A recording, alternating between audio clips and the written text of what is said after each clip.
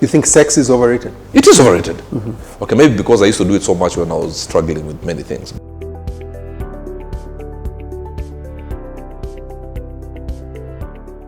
Hi and welcome.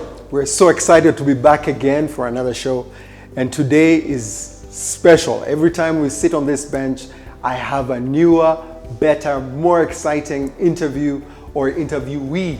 Today, we will get to hear from the one RB, Robert Burale. Karibu to the show. Thank you very much for having me. My goodness. You know, I've been excited about us sitting together and being able to talk. Yeah. And, you know, with my team, your name kept coming up. Wow.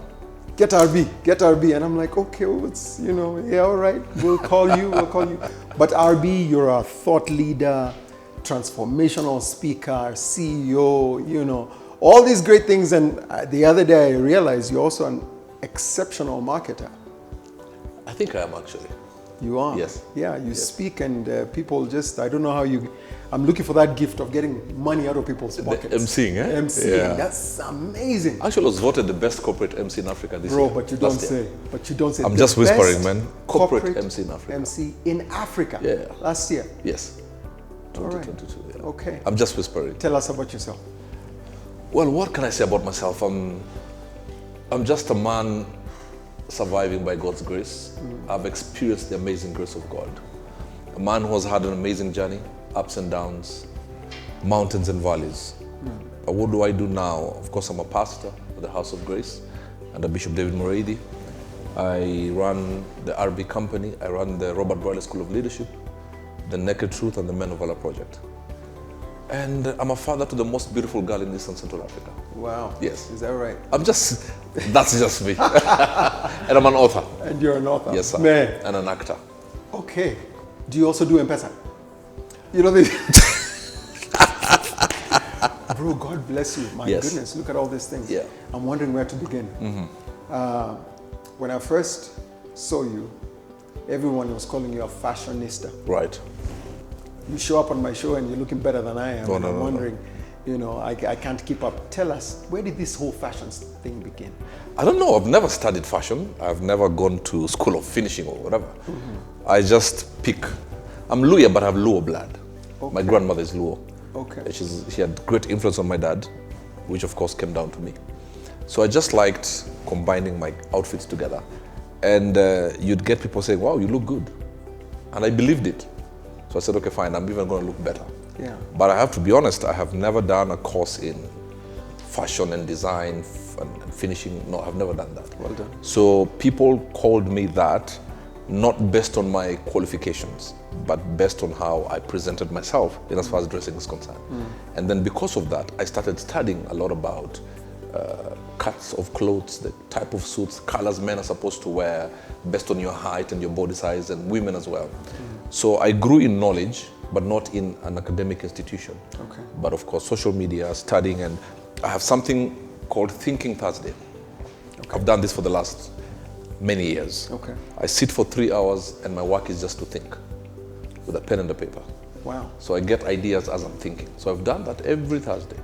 Every Thursday? For 3 hours. Wow. Yeah. No wonder you've been able to accomplish so much. By God's grace, yes. And it feels like, RB, it feels like maybe in the last 5-10 years is when you really come out. Yes. Yeah. When did this Thinking Thursday begin? 8 years. 8 years? Yes. Well, yeah. Right on. So I got it here. Okay. 8 years. I've picked something today that I think I must start to. And it's very powerful. Yeah. The Bible says, as a man thinketh. So your feet go where your mind has already been. I'm thinking about being president. Is that actually what you're thinking about? Is that something you're thinking about? Yeah. Okay. I know the president of our WhatsApp group now. No. Yeah. You got to think such big things. Yeah. You got to think about being a leader in whatever aspect you want to be. When you think it, it rests upon you, and then you start believing it. Because if you don't believe it yourself, you will never achieve it. So I think I want to be president. I think I want to run the biggest media house. I want to do this, and I want to change lives all over the world, you know, and I want to sell millions of books. I think about those things, and I start seeing it. Wow. Like how I started my speaking Yes. career. Yes. For 8 months, I would speak to an empty sitting room. 8 months. Every day for 45 minutes. Month number 5, I started seeing people. Somehow. I had a house help. One time she walked into the sitting room and was talking to myself. Yeah, that's the day she quit. Yeah, she asked me, my mom is sick, can I go see my mom? She never came back. No, seriously, she quit. She never came back. Okay. Yeah, maybe she thought this guy's a crazy guy, he might just wake up and kill me. But I started seeing people, and I would speak and I say, oh, it's good to see you. And I'm talking to my chimney. Wow. You know, and from then things started opening up. And give me the microphone at 3 o'clock in the morning. You're ready. I'll speak. Wow. There's nothing as beautiful as giving life. For me, when I open my mouth, I want to give life. And that's why I came to your show. There are other places I would be invited, I would not go. Because what is the agenda? The people who are watching now, are they getting something? Is life being imputed in them? Oh, wow. If it's not, then you're wasting your time. Yeah. So I love giving life because as we go on, I'll tell you I tested death 3 times by trying to commit suicide. You can't say that at this point and we don't dive there, because on this show we try to be as real as we can be. Absolutely. And you are one of those thought leaders in this nation and of course abroad that people have really come to appreciate because you speak your mind, you say things as they are, you don't hold back. And there are many things, many times I've heard people ask about that you've spoken about quite freely. Tell us about your biggest regret. My biggest regret is having 1 child. Okay, as opposed to? I wish I had 3. Okay. Yes, I'm still. Time is not up. No, but my daughter is 17. And? I don't want to be a typical lawyer man getting a child to be raised by my child. Okay. You understand? Okay. Going for Parents' Day and you're told it's not the grandfather's race. And it's your daughter or your son. I think for me, that is one of major regret. I wish I had 1 or 2 others within the age of my beautiful daughter. I think that is a regret for me. I also have a regret of having the tag of a divorced man. Nobody wants that tag. You understand? Maybe I should have known better. But you see, no matter what happens, I can never take away that tag. And Kenyans have a way of reminding you. Yeah. I think the world has a way of reminding you. Maybe Kenya a little more. Yeah, what happens, there are people who remind you to learn from you. There are others who remind you to mock you. Wow. Yeah. Unfortunately, the majority remind you as a way of mockery. And I think it's a culture that needs to change. Absolutely. Because nobody goes into marriage with a view of divorce. Absolutely. And divorce is like a death. Yeah. By the time you're getting your decree absolute, it's painful. Yeah. So making fun of a divorced man or woman is like opening the coffin and trampling on that person. Oh, wow. And I think it's something that we need to learn. But by God's grace, He's given me what I'd call thick skin. Took about 3 years to build it. That we can handle. But not everybody can handle that. Yeah, absolutely.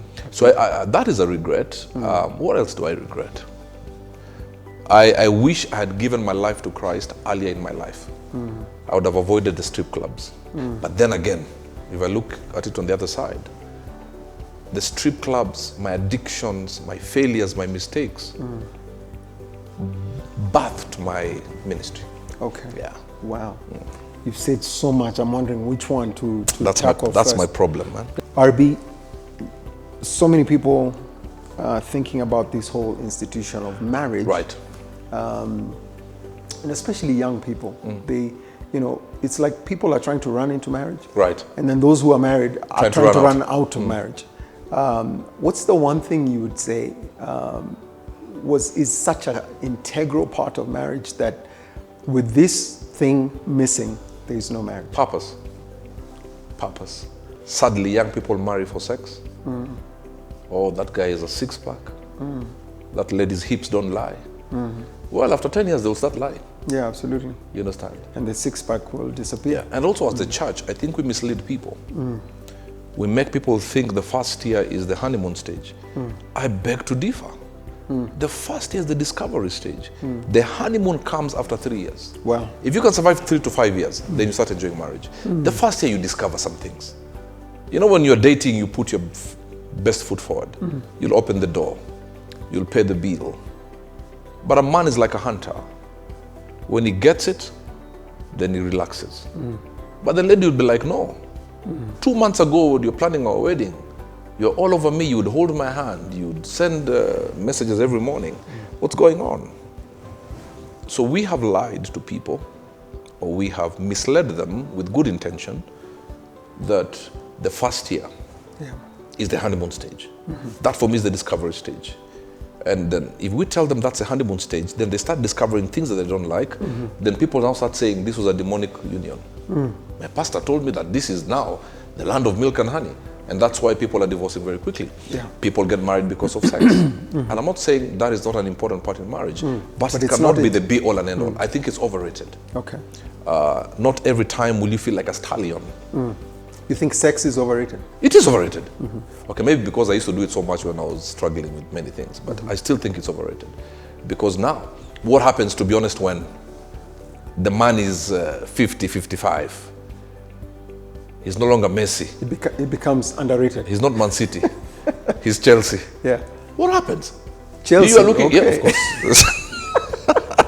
You are looking for Messi at the end of his career, and you're judging him at the beginning of his career.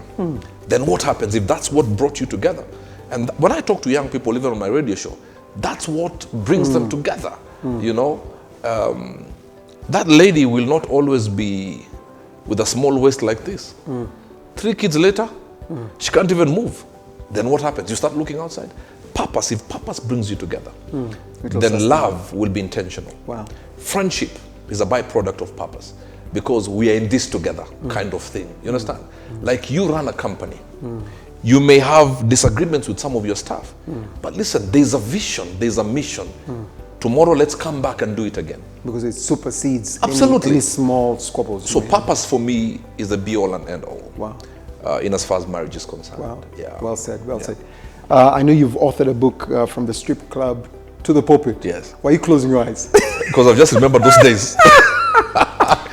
Talk to us about that, man. What do you mean? Like strip clubs where? Here in town? I started going to the strip clubs in the UK when I was in campus. Then when I came back to Kenya, it's like the demons in the UK followed you. Send my file Wow. to the ones in charge of Nairobi. And I used to go to a strip club in Langata. Okay. And I went, the one in Kenya, I said, let me just see how it is. Bro, How old were you? Well, I started when I was in campus. I was in my 20s. And then I came back to Kenya in my 30s. And I went to a strip club in Langata. And I walked in there. And when those strippers dance, and I want everybody to listen to this. It's usually enticing. You just say, I'll go once and I'll never go again. Yeah. When those ladies are dancing, they never get their eyes off you, no matter what they do. And that's when the connection happens. Wow. So when you go home, all that is in your mind is that connection. And it's a very demonic spiritual connection. Wow. So I would go home and I'm lying down and I'm remembering those eyes. And they know how to play with their eyes, bro. They're trained. It doesn't matter how she moves, but her eyes are on you. What is it about the eyes? What is it? That's where the connection is. That's where the transfer Even when is. you're marrying, people say, look at each other eyeball to eyeball. If you want a visa, you better look at that person asking you questions. Wow. Because it means trust. So they look at you and they connect with you deeply. You're removing your money, but you're just on the eyes. You're putting the towel on the bra, but you're just on the eyes. But what happens is that when you're in the bedroom at your house, that's all you remember. Then you can't wait for tomorrow evening.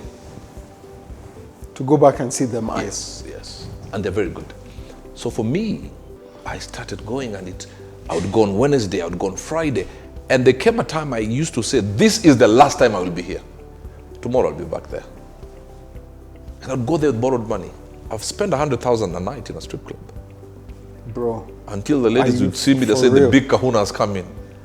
You understand? So addictions take you into debt. Addiction takes you into a place where you look at yourself in the mirror and you feel filthy. It gives you another face. You are not the person in Jeremiah chapter 1 that the Lord called you. the enemy gives you another mask. So that's all you see. And if you're walking around the town and people are looking at you, you're like, did they see me in a strip club? Wow. So you lose everything. You lose the confidence. You don't want to be around people. So the enemy is like a politician. He isolates you and then goes for the kill. That's, you know.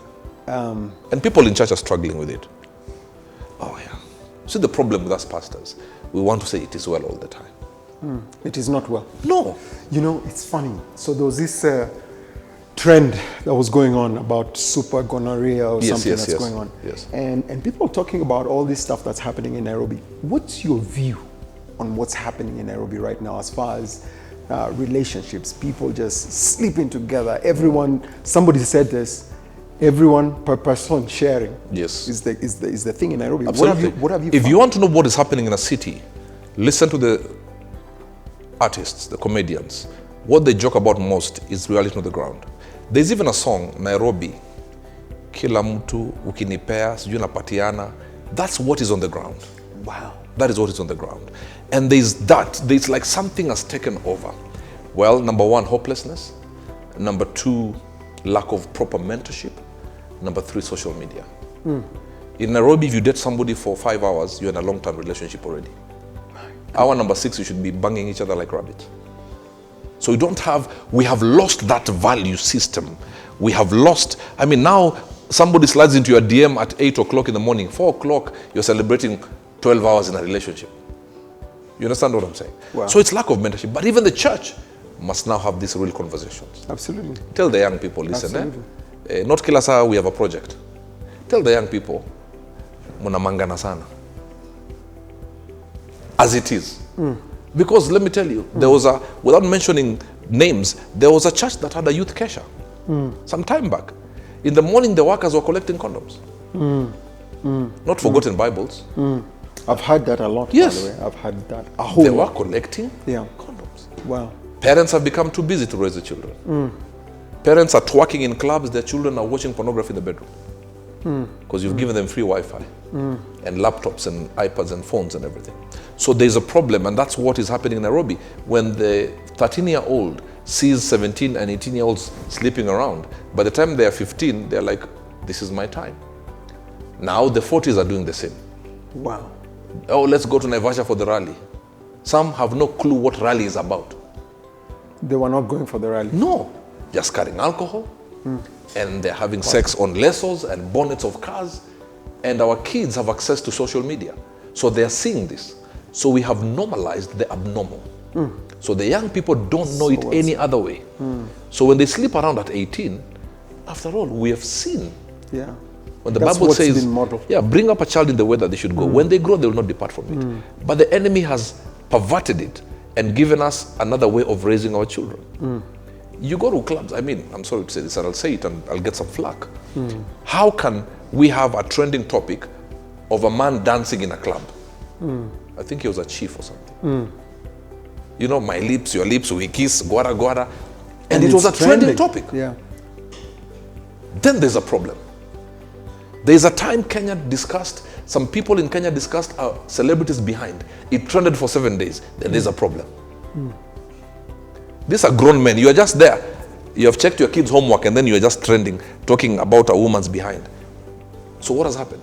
The spiritual atmosphere is contaminated. Wow. RB, how do we fix this pandemic? Because it is one. The church is involved. We will be very remiss of us to think that the church, who's the church? It's whoever is coming in. Yes. We're talking about the same society. Right. It's the same group of people. It's the same social status notwithstanding. It's the Right. same, How will this ever get fixed? Let me start with the church. Pastor Robert and Pastor Don should stop competing, for example. Let me just say it as it is. Pastors may not like it, but Say it. we are competing. So who has more revelation than who? Who has more members than who? The devil will be okay for you to have 20,000 members. As long as there's no transformation. No effect. Wow. Let the young people see Pastor Arby and Pastor Don, another pastor coming together. Let's have a youth seminar.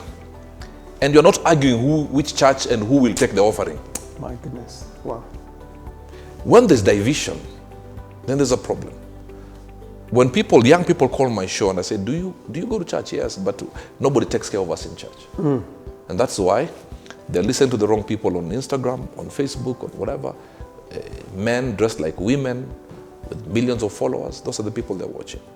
Because for us in the church, we are competing. Is it a business? Is it an enterprise? That has to change. We now have to have the heart of God.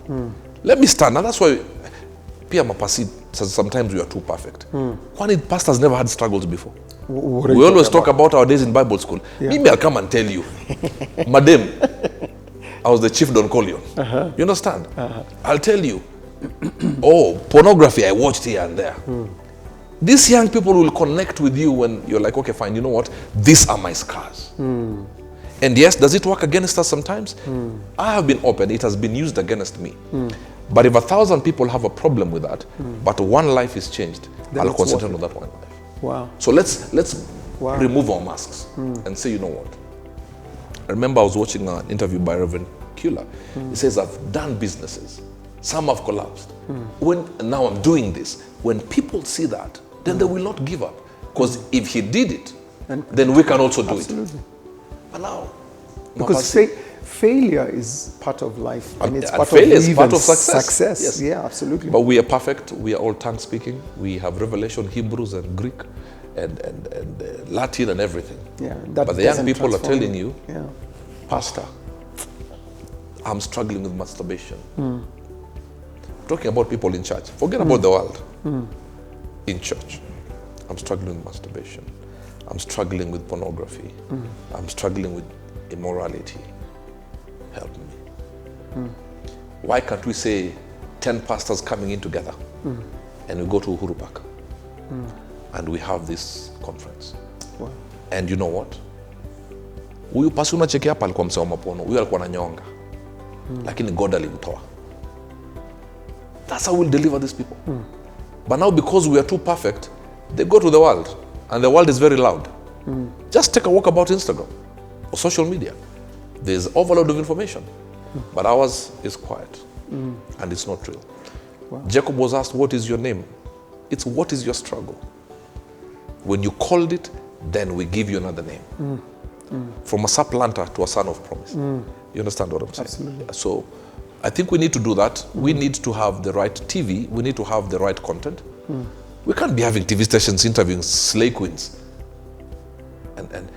And prime time, you bring somebody to talk about Lombotov. But it's because people are asking for that. Yeah, but if your kid asks you for a cigarette, will you give? No, absolutely not. But it means the society is so degraded right now. It is. That we're running after the stuff that's not even important. Even the music in church sounds like the world. Let's not go there. No, me, I'll go there. The music in church sounds like the world. For sure. Bro, you can dance more than the club. Yeah, absolutely. Oh my God. Arbi, how did you get out of the strip club? I became broke. I couldn't afford. For starters. Strip club is an expensive place. Okay. Very expensive. Come there with 50 bob. A low man comes with 1,000 bob. You have to up your game. You know, men are ego. But besides that, I think God used men. And it's interesting, the strip club I used to go to was actually opposite House of Grace. So I just crossed over, and Bishop David Moredi picks me on the Sunday I went to church, and he says, I don't know you. And these were Bishop Moredi's words. Some are saying you're giving your life to Christ because you have problems. Well, some of it was true. Sometimes problems will make you run to Christ. Absolutely. But he said to me many years ago, if I be a man of God, in this country your name will be known. I don't know how, but it will be known. Those were Bishop Moredi's words to me many years ago. What year was that? When I was not even, 2008. When I was not even known beyond my estate. He said that. Wow. And I ran with that word. Wow. You held on to it. Oh yeah. He made me start doing news in church, announcements. Were you a believer then? Maybe 4 days into salvation. Yeah. 4 days into salvation. My 2008, goodness. December 4th. My goodness. Yeah. You talked about 3 times you wanted to end your life. Tell us about that. Number 1 was in the UK when my father died. He was my hero. And I felt I'm done. Took the tablets. I was living with a housemate called Cassius Rodriguez. Locked my room, played loud music. He had gone with his girlfriend to buy clothes. He forgot his wallet. He comes back, he bangs my door that the music is too loud. That's how they broke the door, and I woke up at the Leicester Royal Infirmary in the UK. Second time is when I was so broke, I couldn't afford even 3 meals a day. I was living in South Sea. I mean, I was auctioned so many times that the auctioneers became my friends.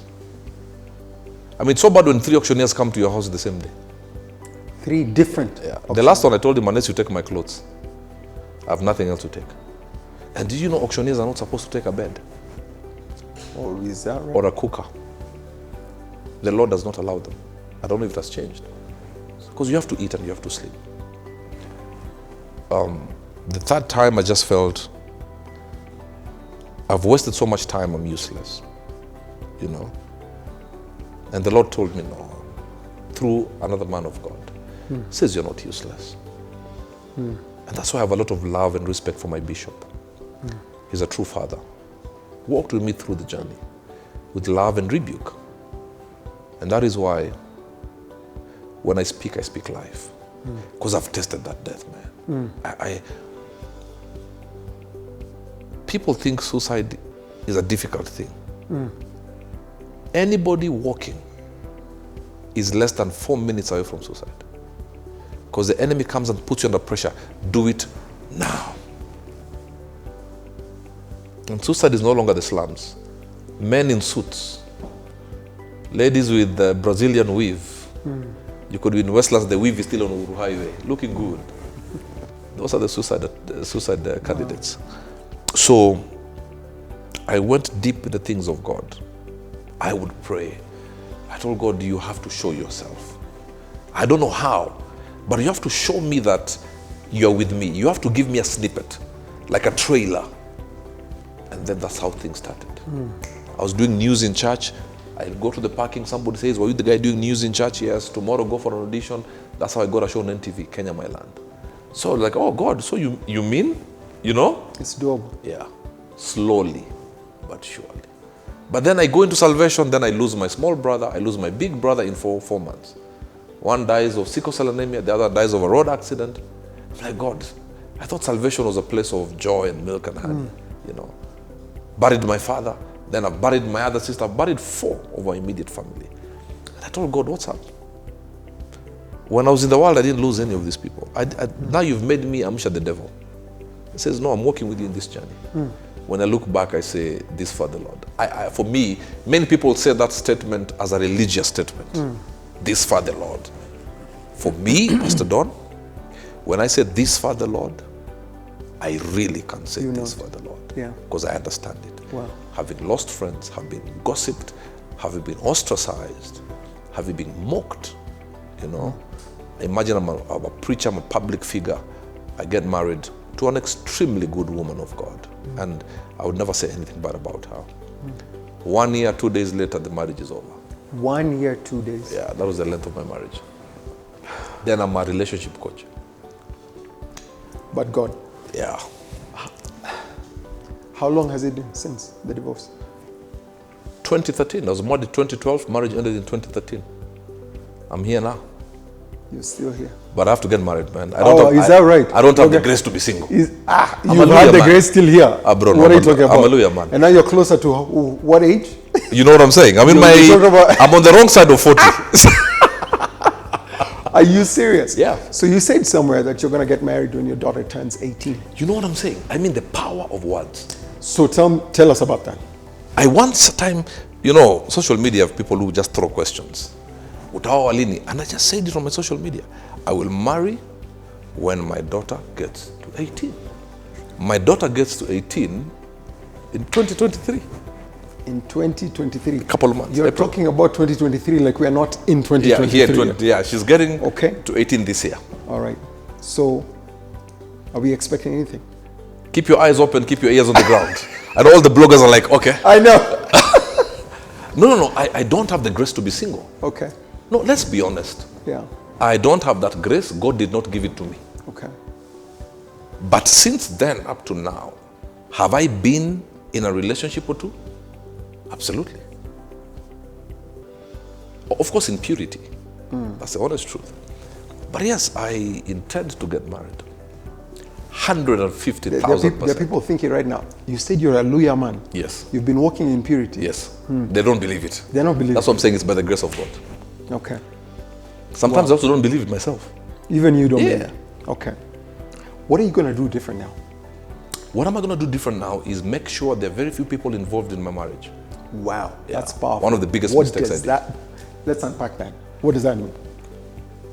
When you're the two of you like this, you've come together. As you involve many people with your issues, they don't come by your side, they come in between. And every day, you move far and far apart. What you got to understand, and to anybody watching us, if 200 people attended your wedding, 70 of them can't wait for you to get divorced. My goodness. Yeah. You know, Some even in your lineup. you know, that's so powerful. I want to interject here and say Yes. this. On my wedding day, we had gotten one of these open top, one of these concourse Right, vehicles and yes. everything. And we had this Chase more bikes. We had gotten a few. We did a good thing. We did a Forgive good us, thing. sir. However, as we were driving to go to our photo shoot, the one thing I remember on that day, the one thing I can tell you I'll never forget, is a guy who was standing on the side of the road. He got so mesmerized, he turned around and looked at our entourage and said this, "Namusi wachane." Wow. That's the one thing I remember on my wedding He day. wasn't a guest at your wedding. No. This is a guy, a bystander. That was the angel. The motorcade that was going by, and the guy turns around and says, "Namusi wachane." Wow. So keep going. And others who are on your top 20 in your guest list can't Are wait there? for you guys to Achana. My goodness. So what I'll do different when I get married is make sure purpose, friendship, and anytime you have a disagreement as a couple, remember you're fighting from the same side. Always remember that. There's a common enemy against your marriage. So you're fighting from the same side. And to the ladies, this cut. Wow. You are the ones who rush to everybody in the salon. You rush to your parents. Always remember this. As a woman, and I'm not saying some men do this, but it's largely women who do this. You have a small disagreement with your husband, you run to your family.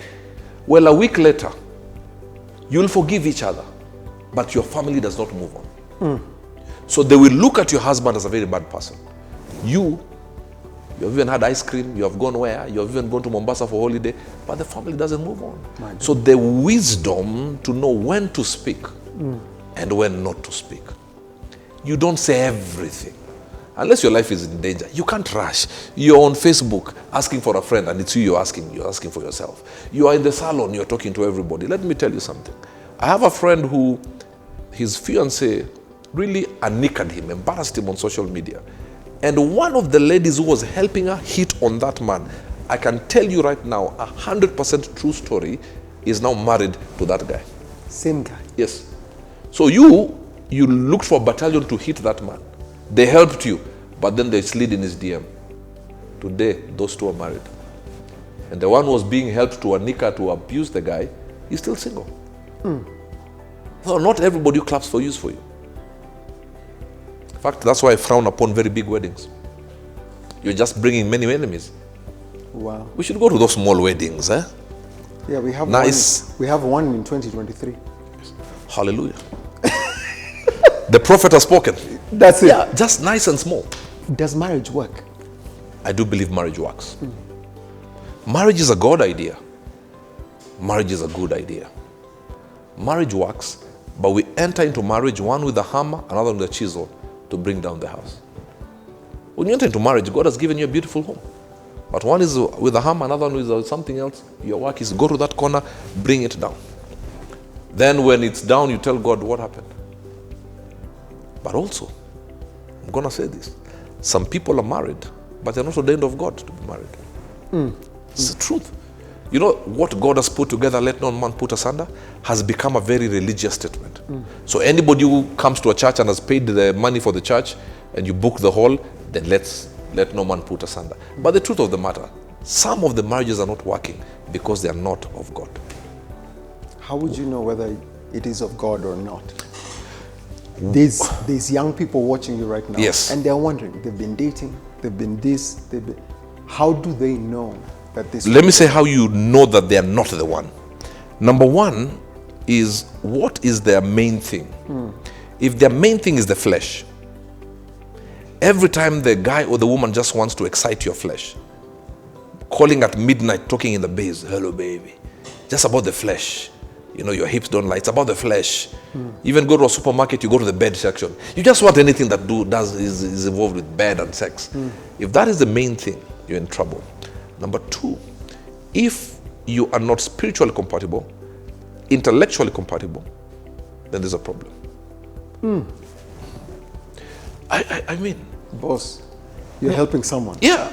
But go slowly. Yes. Unpack spiritually compatible. Number one, Amos 3:3, how can two walk together unless they agree? Number one, you must have the same beliefs.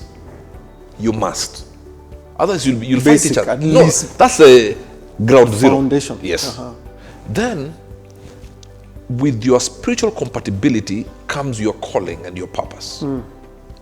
Now, maybe I'm called to orphans. Then I marry a woman who cannot even stand children. She's born again, yes. You are born again, yes. But after ground zero, you're going to first floor. Can your grace carry my calling? Adam, find out your garden. Eve will help you till your garden. If you're called to mangoes, don't look for a woman who supports farmers for oranges. You have to get a woman who supports mangoes. So being born again is not 100% qualification that you're called to be married to each other. When the Bible says, how can two walk together unless they agree?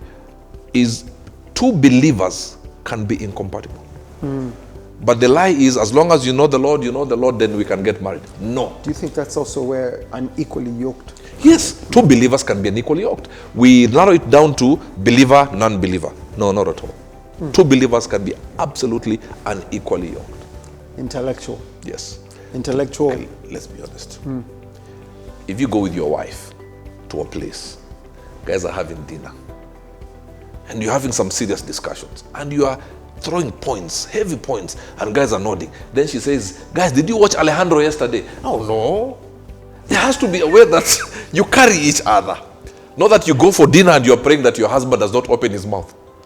The only time your husband talks at Tulibai Fernandez, Manu, you and who? You're saying we bought Fernandez for 70 million. Fuliza is asking you, what are you saying? You understand? Of course, there's a time for those jokes. Yeah. But there has to be a level that you connect intellectually.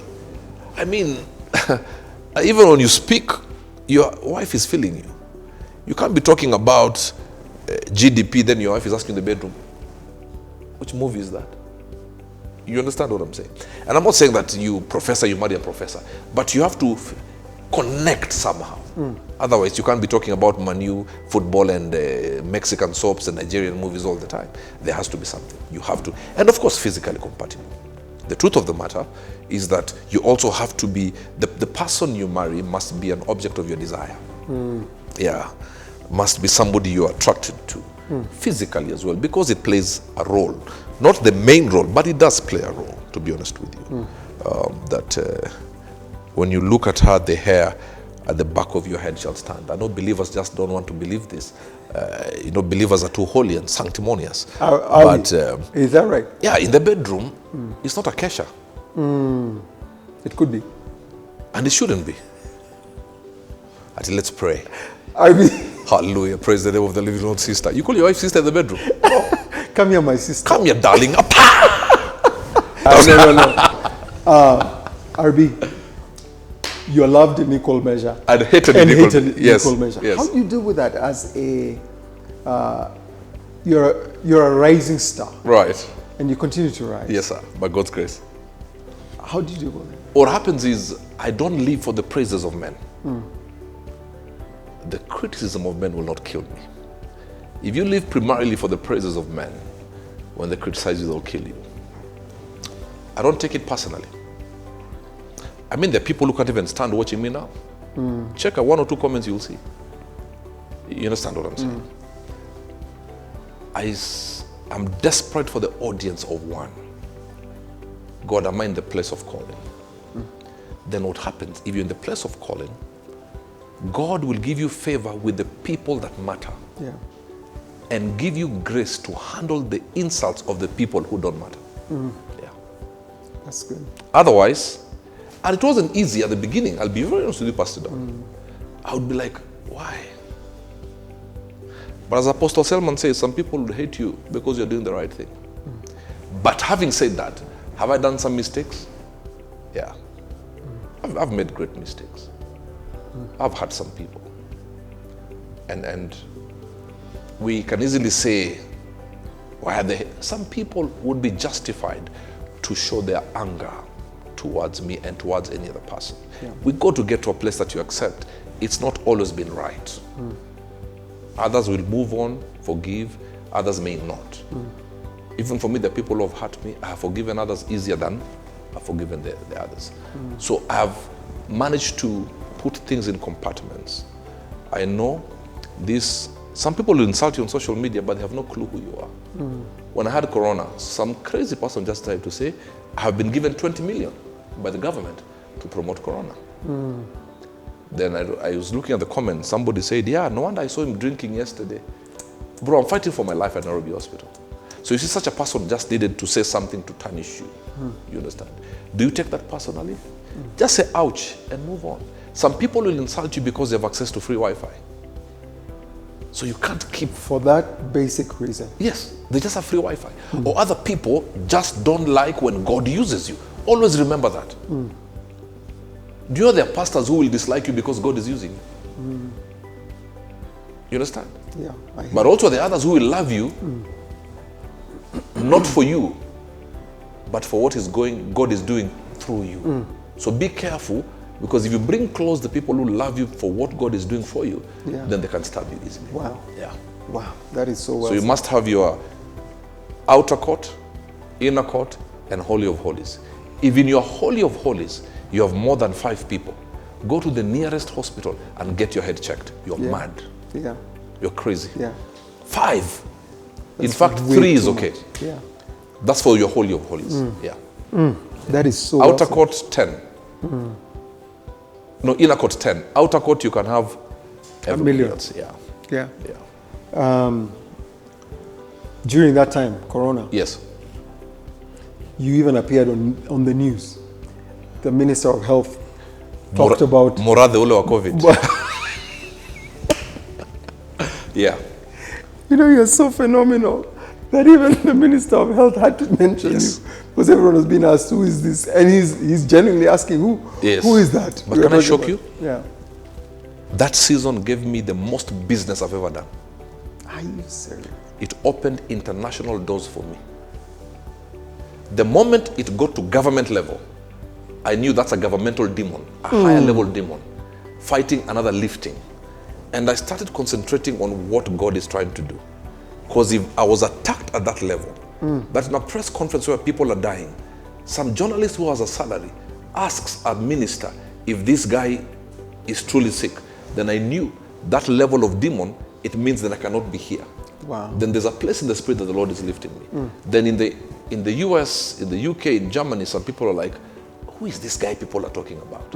So they come, then they Google me, and they're like, oh, can you come and speak? I did 2 trips to the US because of the flack I got during Look the at Corona that. season. So whatever the devil meant for evil. But even up to today, Pastor Don, there are people who still believe I was paid. I had people inboxing me with school fees issues. I mean, 20 meter. Boss, were you paid? I wish I was. I would, even 20 million. Give me 5, I'll cough and tomorrow. What should we expect of RB in the next 5? So in the next 5 years, I also want to be in an institution of marriage. I will be, definitely, by the grace of God. But over and above that, I want the Naked Truth and my men movement to go beyond Africa. We have already entered into some African countries. We want to go beyond Africa. The one place that we need to get into is China and Indonesia. RB, thank you for honoring our invite Oh, my pleasure. and coming on our show. This will not be the last time that I'll you'll be be more on than this show. happy. And next time you probably will not come alone. Yes. By God's grace. Praise the name of the living God. By God's grace. If she's turning 18 this year, Yes. by God's grace, it shall Lakini come. swali ni moja. These guys will ask me, utaoa lini? When I get married, what will they say? Unapata mtoto lini? Wakwenda huko pia. Usually that's the next thing, by the way. It I never know, ends. It I never know. ends. But RB, I want you to look at that camera right there. Okay. Right. And speak to a young man right now who is wondering, is there anything for me? I'm in a place like you've described where I've tried to take my life. I don't know if there's anything that's ever going to work out. You've talked about your life and the place that you're coming from, a very Right. dark place. Right. How can you help that young man just come out from where they are, find value in their lives, and be able to move forward? All right. To a young man or lady for that. Or lady, of course. To a young man or lady out there, it may seem tough, and I'm not the one to tell you it shall be well. I know it will be well, but it may seem tough right now. And some of you are even suicidal. But let me tell you something. If you commit suicide and you're buried, people forget you within 7 minutes. But the fact that your blood is still running through your veins and your heart is still beating and you have the health to listen to us right now, it means that God still has a purpose for you. I have been through dark places. 3 times I tried to take myself out. I've been through very dark places. When I look back, I'm like, thank God it didn't happen because of the things I'm doing right now. And just like me, some of you are at that place, but there's so much greatness in you. I know that sounds very cliche, but there's so much greatness in you, and that's why the enemy wants you to be out of the scene. In fact, the reason you're going through hell and high water is because there's a war. Yes, all right. Jesus Christ. It's okay. This office has something. The reason you're going through hell and high water is because the enemy knows if you're here another 2 years after surmounting this challenge, you'll be a mover, you'll be a shaker, you'll be a trailblazer. So you know what? There are 1,000 people waiting for you to show up. And the 1,000 have another 10,000 waiting for their 1,000 to show up. And their 1,000 will only show up if you show up. So I'm telling you, look at the future right now and tell the future, yes, it may be tough. Ready or not, I'm coming after you. And let's see each other at the other side. Well said. Yeah. Well said. RB, I've been meaning to ask, what would you advise your daughter when getting ready to get married?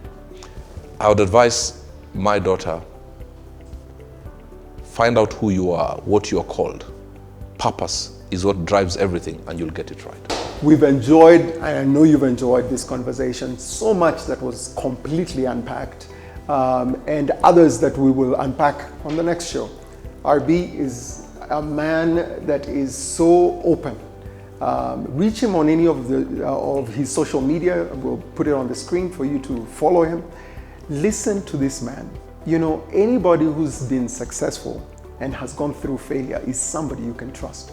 Yeah. Anybody who can speak and talk about the things that they were unable to do correctly and now is wanting to fix them or has fixed them over time by the grace of God, that is somebody you should be able to trust. Look, if you're going to build anything, a business, a career, an individual, if you're going to build yourself, you will have equal enemies and you'll have equal friends. The point is, pick what is right for you, run with it, implement it, and become who God has created you to be. RB, Wow. it was a great pleasure to have you on the bench. Asante sana. Much appreciated. Asante. Asante sana. Karibu.